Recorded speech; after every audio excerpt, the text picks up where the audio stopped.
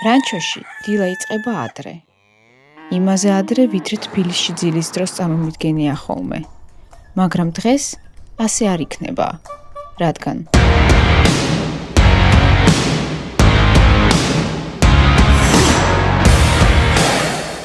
დღეს მე ერთი დღე ვიცხოვრებ რანჩოში და იმედია გადავრჩევი.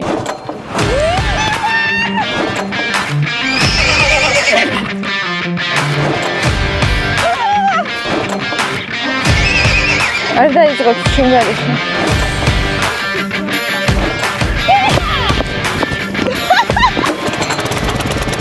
რანჩოზე რა თქმა უნდა დილა იწყება ყველა საუზმით და ცხენებს საუზმეზე აქვთ ვაშლი. წავედით ცხენებს ვაჭამოთ ვაშლები.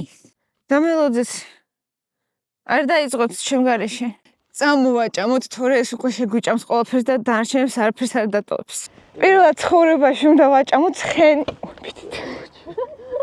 ძალიან იშვიათია, რომ ცხენი ალბინოსი იბადება და აქ გვაქვს მაგალითი. შეგვიძლია ვნახოთ რა ლამაზია, სფერი თვალები აქვს. მოდი აქ. მოდი. შენზე მითხე შენ შეჭამ ხელიდან. ой, შენ კიდეცვარ. არ შეჭამ, არ მოეწონა ჩემი ვაშლი. ეხლა მივდივართ რანჩოს ყველაზე მაღალ ცხენთან. ნახავთ რა სიმაღლის იქნება და წყალი უნდა დავალებინოთ. შეიძლება შენი მოფერება. ზოგადად ცხენებს ანუ ესე წინ მოფერება ნაკლებად მოსწონთვინებენ, მკვდარი ზონა აქვთ, რადგან თვალები ცოტა გვერდულად აქვთ და აქ ვერ ხედავენ კარგად. უმეტესად ურჩევნიათ მარცხენა მხრიდან მიუდგე ცხენს. მაგას თავისი ისტორია აქვს რეალურად რატომ ხდება ასე და თითქმის ყველა სტანდარტ შეგრა რომ მარცხენა მხრიდან იხედნება ცხენი მარცხენა მხრიდან ჯდებიან და ასე შემდეგ. დაუსხათ ეხლა ჩვენ ცხენს წყალი, თორე საწყალი სანამ ჩვენ ვლაპარაკობდით ელოდებოდა. ძალიან ცნაური შეგრძნებაა თბილისში მაგ დროს კიდე მძინავს და აქ შემიძლია ვთქვა რომ ნახევარი საქმეები უკვე გავაკეთეთ, ცხენები ვაჭამეთ, დავალევინეთ, ახლა კიდე ვაგრძელებთ. მაგრამ კიდე ძალიან მაგარი შეგრძნებაა, იმიტომ რომ სულ მინდოდა ცხენებთან ეგეთი ახლო კომუნიკაცია, ერთ-ერთი ჩემი საყვარელი ცხოველი არის და მაგათ ძალიან ისეთ ემოციებში ვარ დილიდან უკვე ვნახოთ კიდე საღამომდე რა იქნება, იმიტომ რომ ანამ მითხრა რომ ეხლა თუ გეშინია საღამომდე მოგეშვება და აღარ შეგეშინდება. ანა ლაშა პალომინო რანჩოს დამფუძნებლები. იდეა სხვა შორის ცოტა უცნაურად დაიბადა. მე და ლაშა როცა ვსწავლობდით მაგისტრატურაზე ბითიურში, აღმოაჩინეთ რომ რაღაც საერთო ინტერესი გქონდა ცხენის სახით და ამ ფაქტობრივად ამ მისწრაფებმა და ცხენის სიყვარულმა დაგვაკავშირა ერთმანეთს. და მაშინ, როდესაც ლაშა გადიოდა ტრანსკავკასიურ ბილიკს თუშეთიდან სვანეთამდე, ანუ ლაშა იყო ერთადერთი ადამიანი, შეიძლება ითქვას, ვინც ცხენით შემოიარა საქართველოს გარშემო იმოგზაურა ცხენთან ერთად და გაიარა 1000 კილომეტრი 29 დღეში. და სწორედ ამ დიდ ექსპედიციაში შეიძლება ითქვას დავემგზავრე მეც და გადავწყვიტეთ რომ მოგვეძებნა მიწა თბილისთან ახლოს.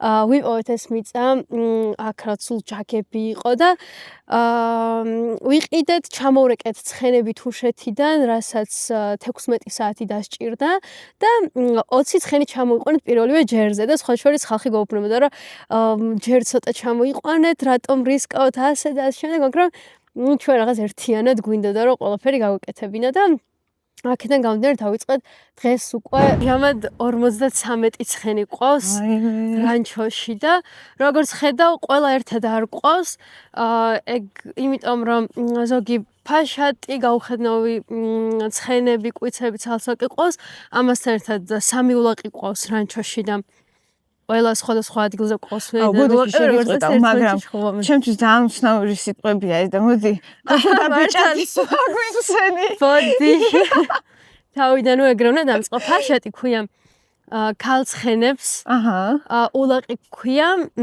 კაცცხენებს და იაბო ქვიათ დაკოდილ ცხენებს ძირითადად აქ დაკოდილი ცხენები ყავს და ულაყი ყავს 3 როგორც იცი ულაყები, ანუ ბიჭი ცხენები ერთად ვერ არიან, იმიტომ რომ მუდმივად ერთმანეთს შხუბობენ, ერთმანეთს აზიანებენ, აქედან გამომდინარე სასაკე ვინახავთ მათ. ახლა ეს ცხენები უნდა წავიყვანოთ და წყალი დავალევინოთ. ოპა, სად მიყვავს? იქით არის არხი და არხამდე უნდა მივიყვანოთ. წავედით, წავიყვანოთ ახლა ეს ცხენები წყალზე. როგორ არ ვიცი ჯერ ანა ეხლა ყოველთვის მეტყვის მოაჩვენებს. ეს ცხენები დაბმული ყავს, რადგან როგორც გითხარით, ძალიან უყვართ გაპარვა შესაბამისად. თოქს მოხსნით ახლა აჰა. და წავიყვანთ. თავისი წამოვლენ თუ გამოვქაჩავთ? რამდენიმე წავიყვანთ და დანარჩენები თვითონ გამოყვებიან. ეს რა არის? ეგ არის ქვამარილი. ძალიან უყვართ მარილი და თვითონ ლოკალურ ხოლმე ასე ვთქვათ. ხო, როგორც გემრიელობა ამათვის არის. კი. ერთ-ერთი ნუგბარი შეიძლება ითქვას. ეხლა მიყვავს ცხენები წყალზე, რომ წყალი დალიონ და ეს ცხენები მიმმულები არიან, იმიტომ რომ ანა გითხრა, რომ ამათ უყვართ ძალიან გაპარვა. ამ ცხენს ჰქვია მაქსიმუსი, ძალიან ლამაზია, თეთრია. ანა, ეხლა დარწმუნებული ვარ, ყველა ცხენს აქვს თავისი სახელი და რეაგირებენ, იმახსოვრებენ სახელებს. რეალურად სახელი რომ დაიმახსოვრონ, მაგას სჭირდება საკმაოდ დიდი მუშაობა ცხენთან. ისე როგორც მაგალითად ძაღლს სჭირდება მუშაობა, ხო, ნებისმიერ ცხოველის შემთხვევაში ეგრე არის. ჩვენ ან ყოველდღე უნდა დაუძახო იგივე სახელი და შემდგომ დაასაჩუქრო რამით, მაგალითად სტაფილომისი ან რაღაც მისცე და ეს მისთვის უკვე ნაცნობი ბგერა ხდება. ანა მითხრა, რომ ცხენი სვავენ მარტო სუფთა წყალს და ანუ ცხენი თუ სვავს წყალს, ესე იგი ადამიანის დარევსო და სიმართლე გითხრათ, პირდაპირ ხედავ მაგას ახლა. იქ არის გამჭვირვალე სუფთა წყალი და იქიდან ზუსტად სვავს, არასადაც ოდნავ ტალახი არის შერეული. ცხენოსნობა ზოგადად იყო ჩემთვის ჰობი, გატაცება. მხოლოდ ამის შემდგომ გახდა პროფესია. ეს აღმოაჩინე გვიანო. მას შემდეგ რაც უნივერსიტეტი დავამთავრე, მაგისტრატურა დავამთავრე, საზღვარგარეთშიც ვიცხოვრე 1 წელი გაცვლის პროგრამების მიიღე მონაწილეობა, მაგრამ ყოველთვის რატომღაც ბუნება თავისკენ მიხმობდა თავისი ჩემი ადგილი, ჩემი ქვეყანა თუ ჩემი კუთხე და ამ ტურიზმში უფრო და უფრო მეტ სწავლობდი, უფრო მეტ ვითარდებოდი ამ მიმართულებით და ბოლოს აღმოჩნდა ისე რომ ჩემი ჰობი და ჩემი პროფესია დავაკავშირე ერთმანეთს და შეიქმნა საცხენოსნო ტურიზმი. ეს არის ის საქმიანობა, რომელიც თან გვსიამოვნებს, თან გვიყვარს, ამის კეთება და არ გვბეზრდება და ამ სიყვარულით ვაკეთებთ და ვავითარებთ ჩვენს პროფესიას. ნელ-ნელა ვგრძნობ, როგორ მეხსნება შიში და ზუსტად ალბათ სტერეოტიპი, შეიძლება ეგრე ვთქვა, რომ უკანა შეიძლება დადგე ცხენსო რა, უეჭველად რა დაგარტყავს. ეხლა ამ წამს ვიდექი, ანას რომელიც ცხენის იჭერავს ზუსტად უკან და არაფერი არ ქნა. ეხლაც ჩემს უკან ძალიან ბევრი ცხენები დადიან და არაფერი არ ხდება. ან ძალიან მეგობრული ცხენები არიან, ან სტერეოტიპია მართლა. ცხენები დავალევინეთ, ეხლა უკან მივაბათ, რომ არ გაიქცნენ. ვიკა, მოდი აბა ეხლა ჩალკა შენ მიავი. იმედია გამომივა. ესე იგი ჯერ ფეხზე უნდა მივაბათ ეს. იმას თუ ანუ რომელ ფეხზე დიდი მხრობა არ აქვს, რომელზეც კი. მომიშვებს ფეხთან? კი. და აქეთ ამას ვაკეთებ. ზუსტად. და ეხლა აი ყოჩო. მაგარი მოსწავლე ხარ. ეს უნდა მოვხსნათ, ამას ვადიდებთ. ეს კვანძი ვუშვებთ. ამას ვიღებთ და რგოლი გვინდა ჩვენ. ზოგ ბოძთან არის ეგეთი სპეციალური რგოლები, ეხლა ამაზე უნდა მივაბათ. ამას ვიღებ და მაგას ვუჭერ. ყოჩო ვიკა. და ცხენის მიბმაც უკვე ვისწავლე. ცხენები ხო დავალევინეთ წყალი, ხო ვაჭამოთ. დავედით მივუტანოთ თივა. ой, საჭმელი მოდის, საჭმელი. ნა. დავედით ახლა იმ ცოტა მოშორებით ცხენთან ცალ-ცალკე დავუყაროთ. და ლაშა როგორც მითხარ, ცოტა შორს დააყარეო, ეგრევე ღობესთან არა. არ უნდა საჭმელი უნდათ მაგით. ხო არა. აჰა. შევაშინე.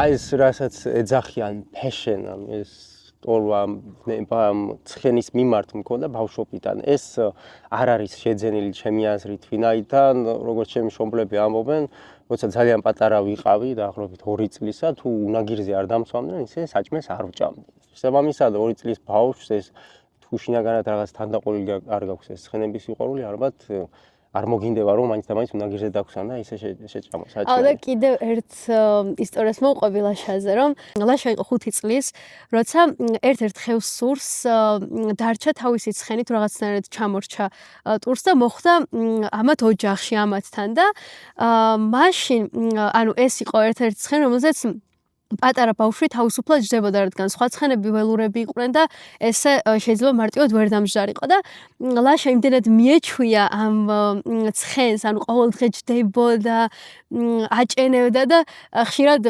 თან პატარა ბავშვი რაღაც ესე აჭენევდა, ზოგჯერ არც ჩანდა ნორმალურად.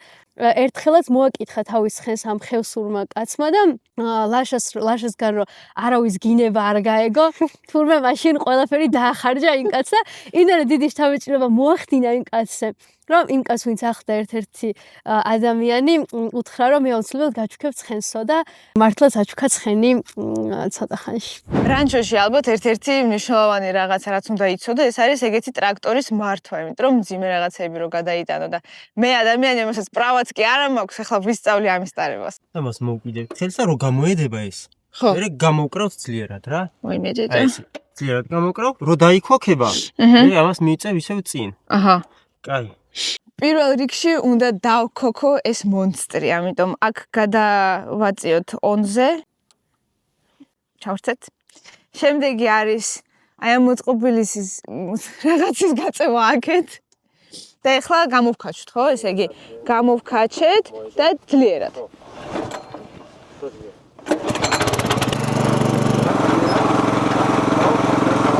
და ნელ-ნელა ვუშვებ.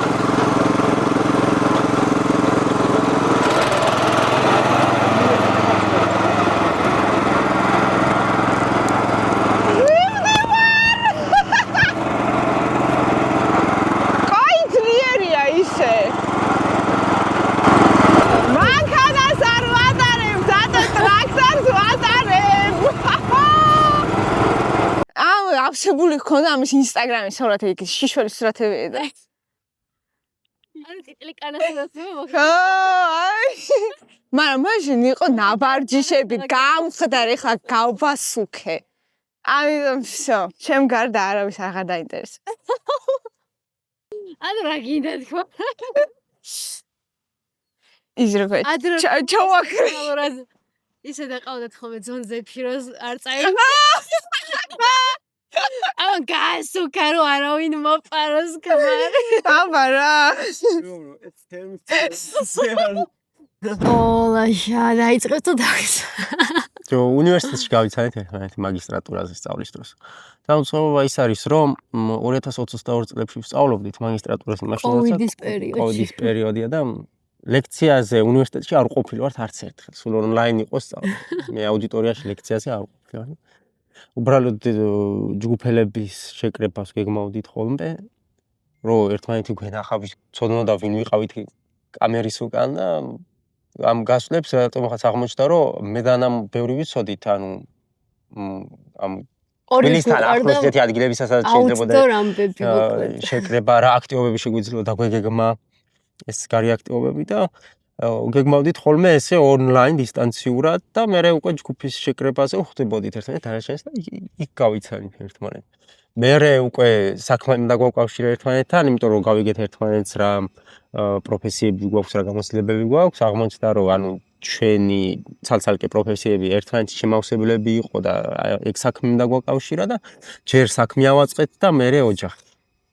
თუმცა მე ჩემი აზრით რაღაც ეს სიყვარულის ნაპერწკალი თუშეთში გაჩნდა მაინც რომ მე მანამდე არ ვიყავი ნამყოფი თუშეთში და ძალიან მინდოდა წასვლა მაგ წელს გადაწყვეტილი მქონდა რომ წავსულიყავი და ჩემო მეგობრებმა გადამაგდეს ჩემს ერთად არ წამოვიდნენ და გადავწყვეტე რომ მარტო წავსულიყავი და ვიცოდი რომ ლაშა თუში იყო და ვკითხე რაღაც რჩევები და მითხრა რომ ჩამოდიო მე გიმას პინძლებო რაღაცებს ცხენზეც დაგსვავო და მე ვიფიქრე რომ მეთქი ალბათ 1 საათი გამაკატავებ ცხენზე მეთქი და აღმოჩნდა რომ მთელი 4 დღე ცხენი შემოვიარეთ თუშეთში და ძალიან მაგარი იყო მართლა და აი მან რაღაცები ვფიქრობ რომ მან რაღაც ჩაისახა. თუმცა კვლავ ვაგრძელებდი დიდი ხანი მეგობრობას. დილით იმ ცხენებს ვისაც ვაჭამეთ ისინი ვაშლები, ეხლა უნდა ვაჭამოთ თივაც. ეხლა ეს უნდა გადავაგდო, ვაიმე დედა. მეცა. ძალიან შორს მეგონა არ გამომივა. შეშინდა. საჭმელი მოდის.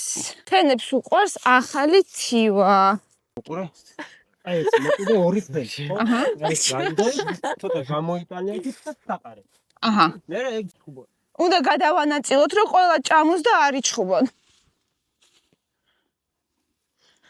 სანამ მე გადავანაწილე, ნახეთ რამდენი დადგა. მიმიშვით ახლა. ვიდი, შევარდი. მართლა? კი. არ მეჩხუბოთ, გაჭმევთ. პალომინა რანჩო ატარებს სხვადასხვა ტურებს. ეხლა ცდილობდებით ტურისტებს, ამიტომ ეხლა წინასწარ უნდა მოვამზადოთ ცხენები და შევკაზოთ. დღეს ძალიან ბევრი ახალი სიტყვა ვისწავლოთ. შევკაზმოთ ცხენები.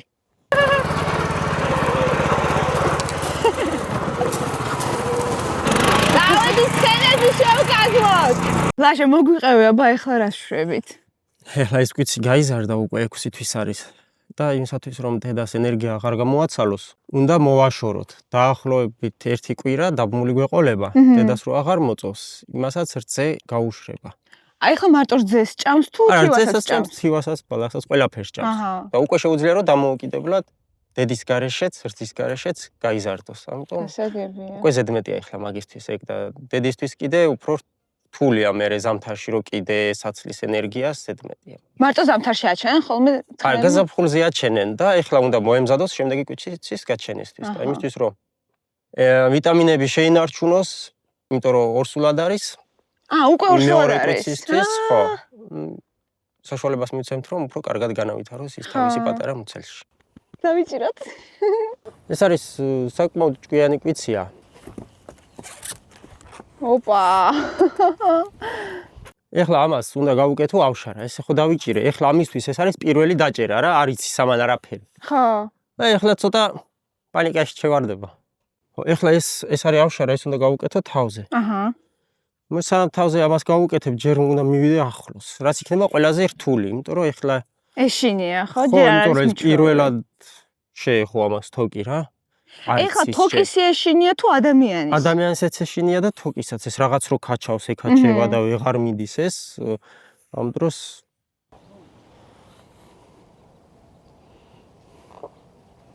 ეხლა აცნობ შენ თავს? ხო.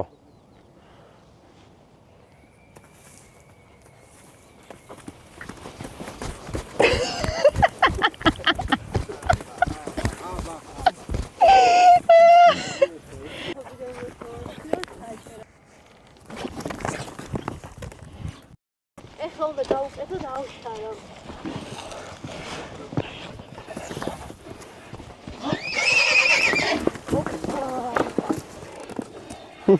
კარგად გამოკაჩევიკა. ისა კეთილად მოვიდე. ხედდება. ანუ მივხვდა რომ არაფერი ეხლა არ არის საშიში, ასე ხო, ვთქვათ. დიდად რუსაში. ეხლა უკვე ამ 1 კვირის განმავლობაში ამას ყოველდღიურად ხო მოვეფერებით, წყალზე წავიყვან, ავუშვებთ, დავავამთ, სტაფილოს ვაჭიმებთ რაღაც. მერე მიგვეჩვევა. საქართველოში მეტნაკლებად, მაგრამ არაპროფესიონალურად შესაძლებელი იყო რომ შშმ პირები, ეთნომოსარგებლეები დამჯდარიყვნენ ცხენზე. მოვიძიეთ ესპანეთში კონკრეტულად ერთ-ერთი საცხენოსნო კლუბი, რომელსაც ჰქონდა სპეციალურად შექმნილი ღვედებით აღჭურვილი უნაგირი ცხენისთვის. და ეს მოდელი გადმოვიტანეთ აქ ერთ-ერთ სპეციალისტს, რომელიც საქართველოს უნაგირებს აკეთებს, გადავუგზავნე ეს მოდელი და კითხე თუ შეძლებდა რომ ამის გავსი უნაგირი დაემზადებინა და მისკინაც მსაუბრა მივიღეთ და შევქმნით ისეთი უნაგირი, რომელსაც აქვს საზურგე, წელზე 2 ღვედი, ფეხების დამჭერები. ანუ ადამიანი, რომელიც სადაც გადაადგილება დამოუკიდებლად არ შეუძლია, ჩვენ შეგვიძლია რომ ამ უნაგირზე დავსვათ უსაფრთხო ცხენზე, რაც მნიშვნელოვანია, ყველაზე მთავარი და აი ამ აღჭურვილობით შეძლოს რომ მისი თუნდაც ოცნება ზოგჯერ თუნდაც უბრალოდ სურვილი აისრულოს და ცხენით ისე ირნოს. ანა ეგეთ პატარა ასაკში უკვე შეიძლება დაჯდებოდა კატაობა ეგეთ ცხენზე? ჩვენ როგორც წესი 2-3 წლამდე არ ვხედნით ხოლმე ცხენებს, რომ არ დაიჩაგროს. და ეხლა უბრალოდ ვაჩვევთ თოკის მობმა, ადამიანთან სიახლოვეს, რომ ჩვენ საფრთხეს არ წარმოვიდგინოთ. თუმცა იგი მას არ ნიშნავს, რომ გახედვის მომენტში სიგიჟეებს არ გამოავლენს. ზოგჯერ პირიქითაც ხდება, უფრო რთული გასახედნიც არის ხოლმე, ესეთი მიჩვეული კვიციც კი. ზოგი შეიძლება ისე მარტივად გაიხედნოს, რომ დიდი რესურსი არ დაგჭირდეს, ზოგი კი ძალიან ისეთი აგრესიული და ტემპერამენტიანი. ანუ როგორც ადამიანების სხვადასხვა ხასიათების ვართ ეგრევე. კი, ზუსტად ეგრე არის. ეს ინსტრუმენტები გვაქვს ცხენების გასაწმენად, ვიკაე შენ. ოპა. და წავედით ახლა სანამ ტური დაიწყება, უნდა მოვამზადოთ ცხენების შესაბამისად. უნდა დააწვე და ესე ჩამოვსო. ნახე, ბევრად განსხვავებული შედეგი. როგორც იზრდება, ეხლა უყურე, შენ რო საწინააღმდეგო მიმართულებით, აი ჩაჩება რა. აი ეს. ანუ ვარცხნით. კი. აი ეს. აი ეს ადგილი რა, ეს ადგილი უნდა დაივარცხო. აჰა. ეხლა დავარცხნოთ. ესე იგი თვითონ როგორც თმა ეზრდება, ეგრევე მიმართულებით უნდა დავარცხნოთ. გავალამაზოთ, რომ სასეირნოდ წავიდნენ ტურისტებთან ერთად. ესე იგი, სადაც იზრდება თმა, იქიდან იმ მიმართულებით ვარცხნით და თან სუფთავდება ახლა მტვერისგან რაღაცა, თან დავარცხნილი იქნება. ვამაგრებთ უნაგირს, სადაც დაჯდება ადამიანი, როგორც მაქვს ნანახი, სადღაც აი იქ დაბლა, ახლა მუცლის ქვევით უნდა შევკრათ, ხო? ფილმებში მაქვს ნანახი, რომ როცა ვიღაცას რაღაცის გაკეთება უნდოდათ და იმისთვის რომ ჩამოვარდეს ცხენიდან, აი ამას უშვებდნენ. ჩვენი ცხენები მზად არიან, მოვამზადეთ იმისთვის, რომ გავუშვათ ჩვენ ტურისტებთან ერთად სასეირნოდ და აი ამდენი შრომა არის საჭირო იმისთვის, რომ ცხენი იყოს მზად და ტურისტიც იყოს კმაყოფილი. და როგორც ანა მითხრა სხვათა შორის, რომ გუშინ 60-ზე მეტი ადამიანი გყავდათ სტუმრები, რომელსაც სეირნობდნენ ცხენებთან ერთად. წელი დღე მოკლედ ვშრომობთ და ეხლა მოვიდა დრო, რომ დავნალოთ ცხენი. უფრო ადვილი ენით ვიტყვი, რომ ფრჩხილები უნდა გაუსუფთავოთ მოკლედ. ეხლა ეს ფლოქები უნდა გაზრდილი ხო აქვს, აქ ხო ძველი ნალი იყო. ჩამჩნევ. ამას დეფორმირებული აქვს უკვე რა ეს ფლოქი. ეს ფლოქი ეხლა ერთად უნდა მოსწორდეს ეს ზედაპირი, რომ ნალი სწორად დაჯდეს. ამას ქვია ბაყაყი. რბილია ხო წესით? შედარებით რბილია, როგორც ნუნები ისეთ ფუნქციას ასრულებს ამ შემთხვევაში. და ესეც უხეშ ზედაპირზე სიარულის დროს უხეშდება, იზრდება და უნდა მოვაჭრათ. ალბათ ცალკე ცხენს უნდა მიაჩვიო ხო მაგ პროცედურებს? ხო, არა, თავიდან პირველი ჯერ სხვა პროცესებია, სანამ აქამდე მიხვალა. უკვე რომ გაჭრთნით ცხენს, მე არის აი ეს ნალის დარტყმის ეტაპი. კიდე იცით რა არის საინტერესო? ვიდეოებში მაქვს ნანახი, ქვიცი როცა იბადება, ამას აქვს ძალიან ნაზი ეს ნათელები, ძრბილი. რომ არ ატკინოს დედას. გამოსვლის დროს ასე ვთქვათ და მე როგორ უხეშდება და დაახლოებით 1 საათში უკვე უმაგრდება ის ფლოქი ძალიან სწრაფად. როცა უკვე ფეხზე დადგება, ეს ძალიან სწრაფად იწყებს გამაგრებას ის რბილი ქსოვილი. და სიხშირით უნდა ჩატარდეს ეს. ეხლა როცა მუშა ცხენია და თითქმის ყოველდღიურად უწევს გასვლა, თვეში ერთხელ სჭირდება ჩვენ ცხენებს, იმიტომ ისეც არ არის რომ ყოველდღე უწევდეს გასვლა, ან ბევრი სირბილი და თუ მორბენალი ცხენია, მაშინ შეიძლება ორ კვირაში ერთხელაც კი დაჭირდეს ამას შეცვლა. ლაშა ნალებზეც რო ვილაპარაკოთ, აი რისგან კეთდება, რანაირად კეთდება საერთოდ. ეხლა შენ ზომებს არჩევდი, რომ ზუსტად დაუჯდეს. ხო, ეს მნიშვნელოვანია ზომა. ახლა ამას მეტად აქვს გაზრდილი ეს ფლოქი, ეს უნდა შემოიჭრას, ეს ზედმეტი ნაწილია რა. ეს მეტად გაზრდილი ის არის ფლოქი. შესაბამისად ამას მოვჭრი, გარშემო რაც გადასულია, და დანარჩენზე სწორად დაჯდება ნალი. ნალს აკეთებენ მჭედლები, არიან სპეციალური სამჭედლოები, ყველას არ შეუძლია ნალის გაკეთება. და ყველა მჭედელიც ვერ აკეთებს კარგ ნალს. ეგეც ძალიან მნიშვნელოვანია. ზოგს არ აქვს ისეთი ფორმა, რომ ცხენის ფორმას ზუსტად იმეორებდეს. ეგ ძალიან მნიშვნელოვანია. ანუ რაღაც სტანდარტულს აკეთებენ და ხო, ზოგი მეტად გაშლილია, ზოგი მეტად მოხრილია. არ იმეორებს ცხენის ფლოქის ბუნებრივ ფორმას. და რაც მე ჩვენთვის პრობლემური ხდება, იმიტომ რომ ზომის სწორად მორგება და შერჩევა გვიჭირს. წარმოიდგინეთ, ეხლა არის მარტო 3 საათი და რამდენი საქმე უკვე გავაკეთეთ. მოკლედ ეხლა პირადი ისეთი საქმეები ცხენებს რაც ეხება, როგორც მითხრეს, დამთავრდა. გავასეირნეთ ტურისტები, ყველაფერი კარგად ჩაიარა და ეხლა უნდა გავუშვათ უკვე ცხენები იმისთვის, რომ გაისეირნო და ჭამონ ახალ ამოსულ ბალახს, ასე ვთქვათ. ამიტომ ეხლა დაილოდოთ ძალიან ლამაზი კადრები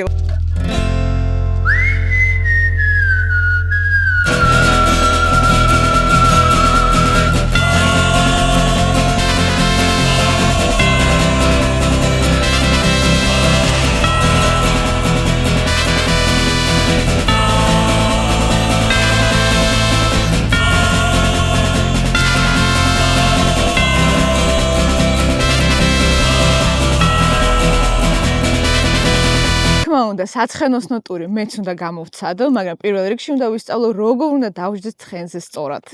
ერთ-ერთი იქნება აქედან ჩემი ცხენი. ახლა უნდა დავუმაგროთ თავისი ადგილი, სადაც დავჯდები და ყველაფერი მოკლედ რაც იქნება საჭირო. ლაშა, აბა მომიყევი როგორ უნდა დავждდეს სწორად ცხენზე და მე ვმართო ცხენით. ხო, ეხლა დამწყებებისთვის სართულია რომ 5 წუთში აუხსნა და პროფესიონალი გამოვიდეს იმისგან, მაგრამ ისეთ ბაზისურ დეტალებს აგიხსნით, რაც ცხენის მართვისთვის გამოგადგებათ ამ ეტაპზე. პირველ რიგში, რაც უნდა იცოდეთ, ყველაზე მნიშვნელოვანი რომ კონტროლი აუცილებლად ორივე ხელით აღვირებზე. ეს არის აღვირები, ეს არის უნაგირი, აი ამას ქვია სადავეები. სადავეებით ვიმორჩილებთ ცხენს, მისი მიტრიალება, მარცხნივ, მარჯვნივ, გაჩერება, წასვლა ძირითადად ხდება სადავეებით. ანუ სადავეებზე გვაქვს კონტროლი ყოველთვის, რაც არ უნდა მოხდეს. თუ გაჩერება გვინდა მოვქაჩავთ უკან და ასევე არის დაცნობი ბგერები, ხმები კონკრეტულად ჩვენი ცხენებისთვის. ეს სხეულის ენა საერთაშორისოა და ყველა ქვეყანაში ერთი და იგივეა ერთნაირად ხდება ცხენის მართვა, განსხვავდება მხოლოდ ბგერები და ხმები, რითაც ბრძანებას აძლევენ ცხენს გაჩერებაზე ან წასვლაზე. ჩვენ ვიყენებთ ასეთ ბგერებს. გაჩერებაზე ვიყენებთ მაგალითად დრ. თან მოვქაჩავთ, თან დრს ვეტყვით, გაჩერდება. წასვლისთვის ვიყენებთ ასეთ ხმას. ეს ამათი სიგნალია რომ უნდა წავიდეს. ამ ხმაზე არიან მიჩვეულები. ახლა სხვა ხმას თუ მიჩვეულ ხედნის დროს, მაშინ იმ სხვა ხმას დაიმახსოვრებს და იმას წაყვება. ხელები უნდა იყოს ყოველთვის ახლოს ცხენთან და უნაგირთან. არ უნდა გეკავოთ სადავეები მაღლა ან განზე. ახლოს და თუ წონასწორობას კარგავთ, თან მოეჭიდებით უნაგირს. აი ყველა უნაგირს აქვს ტახტა ქვია, აი ამ ნაწილს. და აქ მოეჭიდეთ უნაგირზე. მაგრამ ამავდროულად კონტროლი შეინარჩუნეთ სადავეებზე. თუ თქვენთვის არასასურველი სიჩქარეა, მოკაჩეთ ნებისმიერ დროს ის სიჩქარე შეანელებს და ბოლოს გაჩერდება. თუ არ გაჩერდა, უფრო ძლიერად მოკაჩეთ და ის აუცილებლად გაჩერდება. როდესაც ცხენზე დაჯდებით, გამოიყენებთ თქვენს მუხლებს და ბარძაყის კუნთებს მოსაჭიდებლად უნაგირზე. ქუსლებით, წვივებით არ შემოუჭიროთ ცხენს მუცელზე, ხო? გამოიყენეთ მუხლები. როდესაც ზიხართ, აი ამ ადგილში მუხლებს შემოუჭრით. ფეხის ტერფს მხოლოდ წვერს შედგამთ უზანგში. ეს არის უზანგი. და ფეხის გულამდე ნაწილს ასე ვთქვით. და ქუსლს დაწევთ ოდნავ დაბლა. ამ შემთხვევაში უზანგი იწყებს ფეხთან ერთად მოძრაობას. ხოლო თუ ქუსლი მაღლა წავა, ადა ცხენისკენ ახლოს, ეს ფეხი ან ღრმად შევარდება უზანგში და მე შეიძლება გაიჭედოს, ან გარეთ გამოვარდება პირიქით. ამიტომ ფეხის წვერს შედგამთ და ქუსლს ან სწორ ვერტიკალურ მდგომარეობაში, ან ჰორიზონტალურ მდგომარეობაში უბრალოდ, ან ოდნავ დაბლა დახრით. და ესეთ პოზაში გექნებათ. ეხლა ცხენზე რო დაჯდებით, უკვე გეტყვით სხეული სწორად როგორ დაიჭიროთ და სადავეები ხელში სწორად როგორ დაიკავოთ. წელში გამართული ხარ, წინ იყურები, დაბლა ცხენს არ უყურო, დაბლა გზას არ უყურო, ცხენი თვითონ დაინახავს გზას, შენ იყურე წინ. დაახლოებით 5 მეტრის წინ, ან გარემოს უყურე, წინა ცხენს უყურე და წინა ცხენთან დაიცავი დისტანცია დაახლოებით 1 მეტრი, ეს საკმარისია. თუ ძალიან ჩამორჩი 5 და მეტი მეტრით, მაშინ დააჩქარე შენი ცხენი ამ ხმით. და ხელის მოძრაობით ხელები ახლოს ესე, უნაგირს არ მოეჭიდო, არ გჭირდება, როდესაც ცხენი სიარულით დადის, აი უყურე.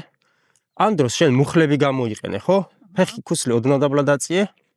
ეგრე და შენ ტანი მიაყოლე, მუხლები შემოუჭრე, წონასწორობის ხელები დააწყე, ოღონდ უნაგირს არ მოეჭიდო, ხო? უბრალოდ გეწყოს ხელები და იმ შემთხვევაში თუ სიჩქარე მოუმატებს და შენ ფიქრობ რომ წონასწორობას კარგავ, მარტო მაგ შემთხვევაში მოეჭიდე უნაგირს. სხვა შემთხვევაში არ მოეჭიდე. ეს დაგეხმარება იმაში, რომ შენი სხეულით შეინარჩუნო წონასწორობა და არა ხელებით. იმიტომ რომ როდესაც ხელზე გადადის სიმძიმის ცენტრი, ამ დროს შენ სხეულს კარგავ. და ეცადე მაქსიმალურად ფეხებით და წელით.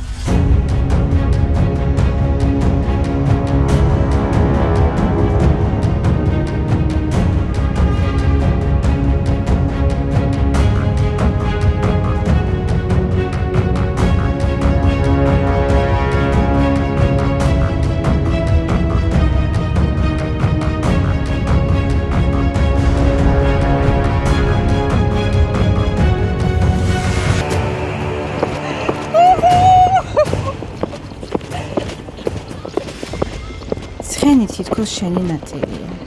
ის გრძნობს, როდის გინდა რომ აჩქარდეს და ნავარდით გაგაქროლოს მთებში.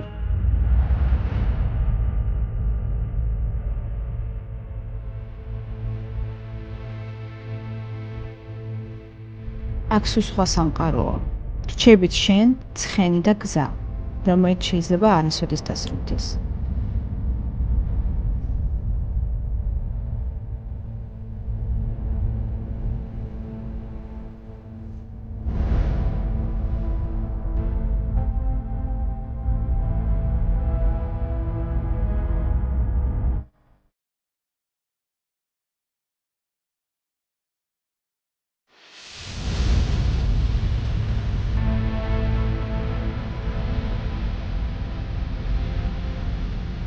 მე დამთავრდა, ესა კი მკითხოთ შენ ბატონებს, როგორი მონა ვიყავ დღის განმავლობაში. მონის ესე და სიმსახურებ ნამდვილად.